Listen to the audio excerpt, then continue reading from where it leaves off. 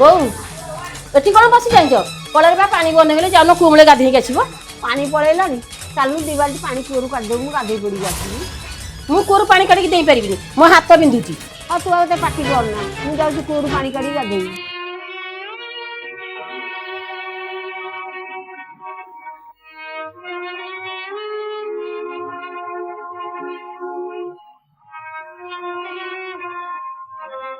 ମା ବୋଉ ଆଉ ବଡ ମାମା କୁଆଡେ ଗଲି? ତୁ କଣ ଲୁଗା କାଚୁଛୁ? ଆଲୋ ମା, ସିଏ ମୋ ଲୁଗାପଟା କାଚନ୍ତି ନା ଆଜି କାଚିବେ? ମୋ ଲୁଗାପଟା ବା ସକାଳୁ ପଡିଛି। ତୋ ବଡ ବାପା ଫୋନରେ ତା ମା ସାଙ୍ଗରେ ଗପୁଛି, ତୋ ମା ତ ରୋଷେଇ କରୁଛି। ଆଉ ଖରା ପଳେଇଯିବ, ଶୀତ ଦିନ ମୁଁ ଧୋଇବି ନାହିଁ ତ କିଏ ଧୋଇବ?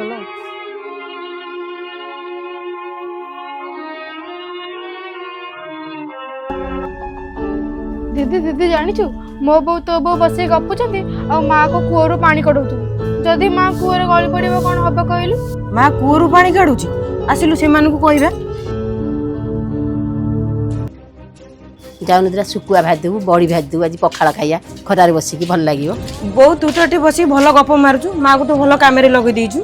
ଦିଦି ତୁ ଜାଣିନୁ କି ବାପା ଆଉ ଦାଦା ଗଲା ପରେ ଏମାନେ ଖାଲି ଖଟି କରୁଛନ୍ତି ଆଉ ତା ନାଁରେ ଗପୁଛନ୍ତି। ବୋଉ ତୁ ଏ ଯୋଉ କାମ ଗୁରା କରୁନୁ, ତୋର ଦିନେ ନା ଦିନେ ଏ ସମୟ ଆସିବ। ତୁ ବି ବୋଉ ପୁଅ ଜନ୍ମ କରିଛୁ, ତୋ ବୋଉ ଆସିଲେ ତୋ ସହିତ ବି ଏମିତି କରିବୁ। ତମେ ଦି ଜଣ ଚୁପଚାପ ରୁହ, ତମର କଣ ଦରକାର ଏତେ କଥା ମୁଣ୍ଡ ପୁରେଇବା? ତୁ ଆମକୁ କଣ ଚୁପ କରଉଛୁ? ତୋ ପୁଅ ବୋଉ ଯେତେବେଳେ ଆସିବେ ତୋତେ ବି ଚୁପ କରେଇବେ। ସେତେବେଳେ ତମମାନେ ଜାଣିବ କଷ୍ଟଟା କଣ।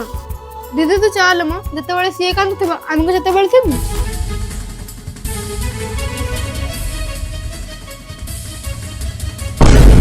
ଶାଶୁ ଶ୍ୱଶୁରଙ୍କୁ ହଇରାଣ କରନ୍ତୁ ନାହିଁ, ସମୟ ତମର ବି ଦିନେ ଆସିବ, ସେତେବେଳେ ଏ ଆଖିରେ ଲୁହ ସେ ଆଖିରେ ପୋଛୁଥିବ। ଜୟ ଜଗନ୍ନାଥ।